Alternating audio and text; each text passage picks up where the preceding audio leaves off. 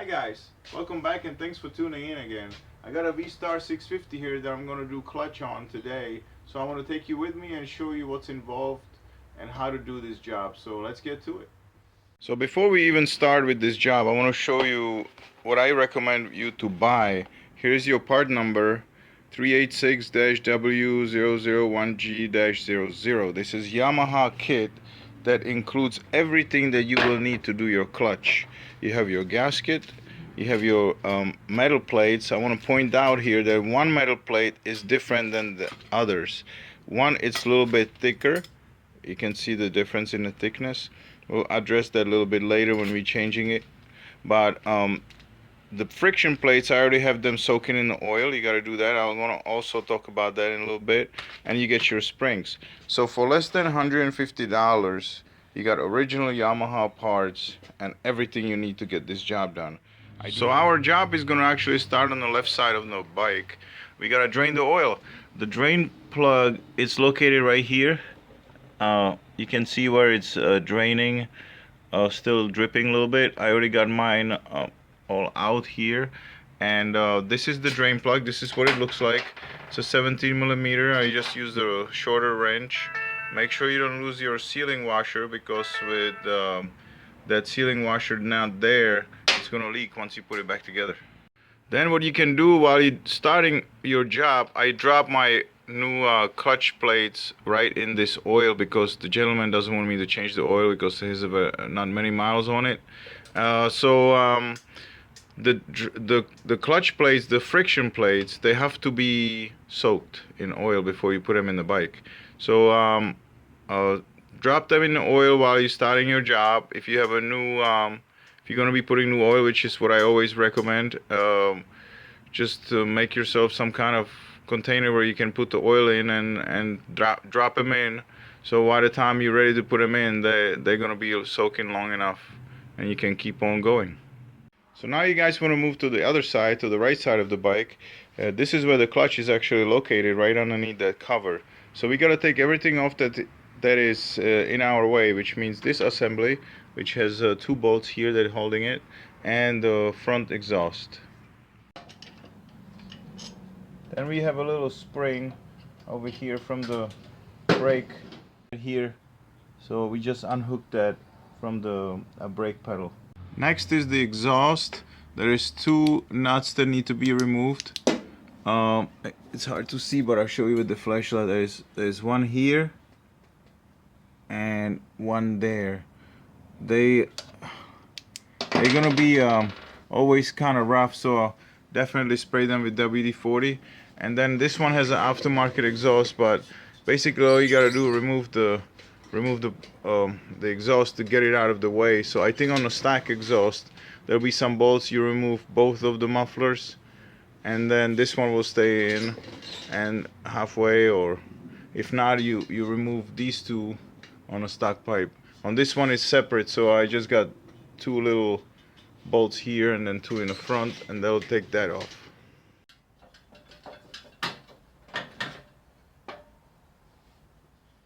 So as you can see now, all this cover that we need to work with is exposed.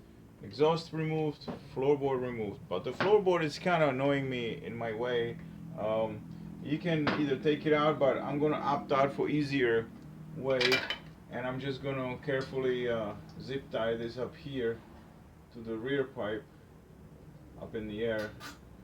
So now this is nicely out of my way, and I have this area to work with, because what I need to move my drain pan a little bit over, because the oil filter is located here, and of course when you take this cover off there will be some oil coming out.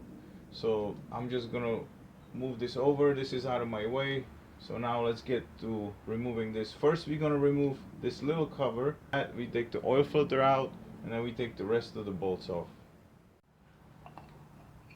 So the oil comes out, as you see. That's why I moved that pan. And your oil filter is located right here. So you want to take all that stuff off.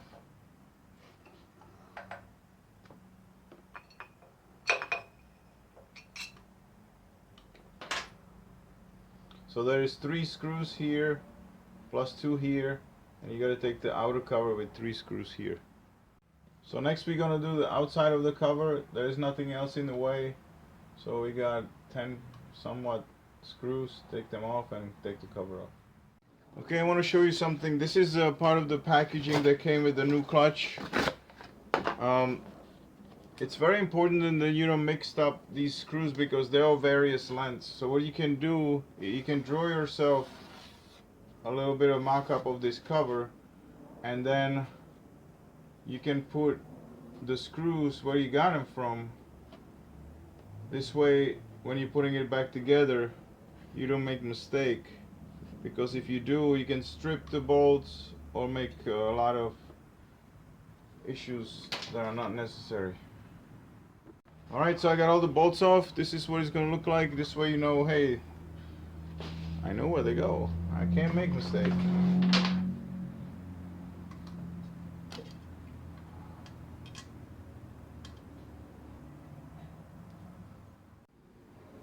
So now with the cover removed, you can see exactly where the clutch is going. There is really nothing here that's gonna fall off or you have to worry about. I got pretty lucky because the gasket, with the exception of little spot right here, came off the engine. A lot of times there'll be half of here and half of on the cover, so you gotta take a razor blade and clean that up. Make sure you don't mess up too much the surface, so try to be as careful as you can cleaning the old gasket material off. So next step is to take these 5 screws or bolts, a 10mm off, and we can take the clutch apart.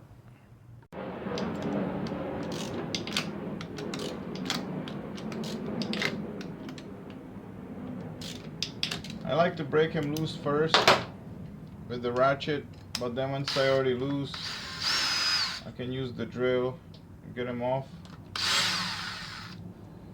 Just to show you, it's just washer with the bolt that's not gonna come apart, and the spring which is gonna get replaced.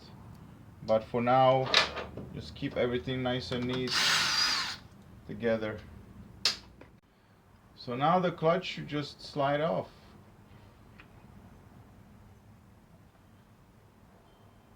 And there you go. We're gonna replace every one of these. So basically you can take it off this part and set it aside. None of this have to come off anymore, and this, it's not gonna fall off for you either. So little adjuster here. So I got my new stuff ready to go. These are my soaked brand new friction plates, my new metal plates, my new springs. This is all the old stuff. Remember in the beginning I told you there is one thicker plate than the others? That one goes in first, because if you look at this, there's like a groove in there that it's smaller than the clutch itself. So this one is thicker to handle the pressure. So then you're just gonna alternate. So the first one is the thickest out of the steel plates. The rest of the steel plates are the same. And then you're just gonna alternate friction plate, metal plate, and so on until I get it all on.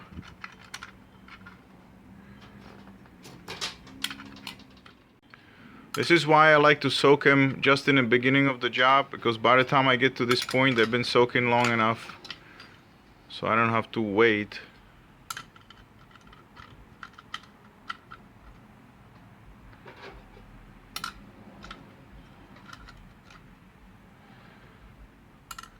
Okay, so now we got them all on. So now we put this original piece back on. You gotta kind of make sure, see these little teeth here? They're the same thing here. So sometimes when you put it on and it doesn't mesh, like now it was good, it meshed together. But it could be that if I have it one off, maybe here, maybe it won't do that. Oh, it did it. So maybe in every one it does it, but every bike is different. Some of them you gotta kind of take it off and move it one, but you gotta make sure it meshed together nicely. So now we gotta put the springs, our new springs.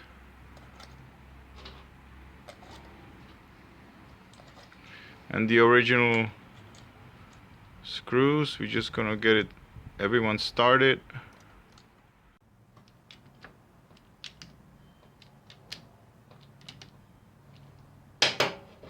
So I spent last 15 minutes cleaning my cover, the chrome cover that goes here. It was all the gaskets. The gasket was really baked on it, so took a razor blade. It took me a little bit of time to get that. This one is good. It was a couple places that I just touched up. I got my new gasket. There's still gonna be oil oozing out of some areas, but you don't really have to worry about it because this goes on dry. So if it gets a little bit oil on top of it, it's no big deal. Actually, I'm gonna set it up on the cover first because this cover has these pins, these like little pipes. There's one here, and there's one on this side, so the gasket kind of stay in where it's supposed to go. And then I'm gonna put this cover back on, and it should just fall into place nicely.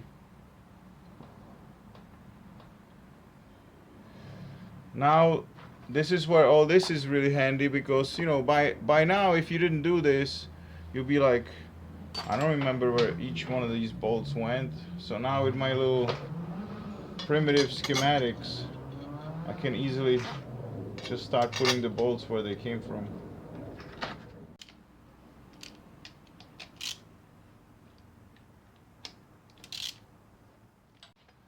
Okay, next we're gonna put the oil filter back in. It goes with the open end first, so the closed end stays here.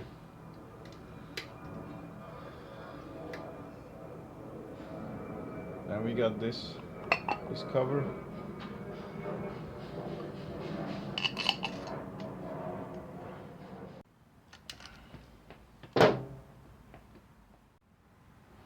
So from here we're just gonna start putting everything back together. This is all done.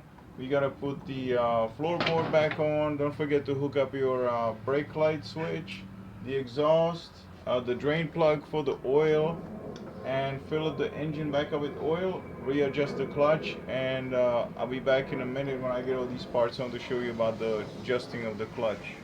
Okay, so I got everything back together. The oil is back in the bike. The last thing I wanted to show you is adjusting the clutch. Because the new clutch is all combined together, it's thicker, you know, the whole pack is thicker. So now I got a lot more play here than I had. I don't want to take all the play out with this adjustment. So the adjustment you want to use is the one down here. All you got to do is just loosen it and move it up. There's two 12 millimeters. I'm going to loosen them up like this. And then all I gotta do is move this up some, so I take the slack off that I got on the upper lever. I'm gonna feel it up here, how it feels. Feels pretty good. So that gives me a little bit of play up on the hand adjustment. Okay, so we're done. For less than $100 extra, we got all original parts. The only thing left is to take this bike for a ride, but I'm sure it's gonna be fine. So thank you so much for watching, and I'll see you in the next video.